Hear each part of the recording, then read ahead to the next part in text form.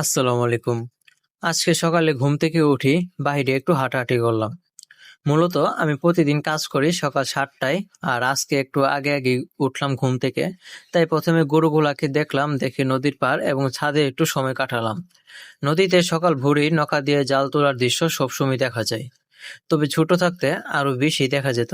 এখনো দেখা যায়, তবে কম। আগে দেখতাম নদীর ভিন্ন ভিন্ন জায়গায় নৌকা দিয়ে জাল তোলা হচ্ছে। এগুলো দেখতে আসলেই অনেকটা সুন্দর লাগে। তাই আমারও ইচ্ছা হইতো তখন, যেহেতু বাসার সাথেই নদী।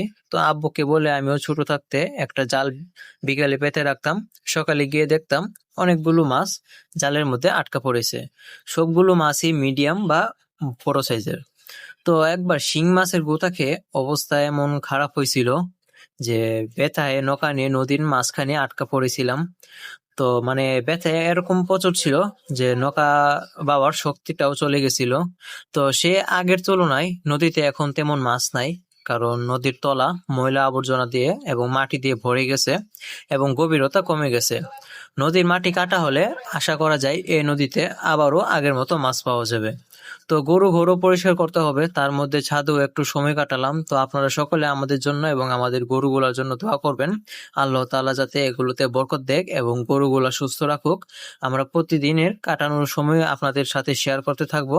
সেই সাথে আপনারা সকলে আমার পেজের সাথে যুক্ত থাকবেন। তো সকলে ভালো থাকবেন। আল্লাহ হাফেজ। আসসালামু আলাইকুম।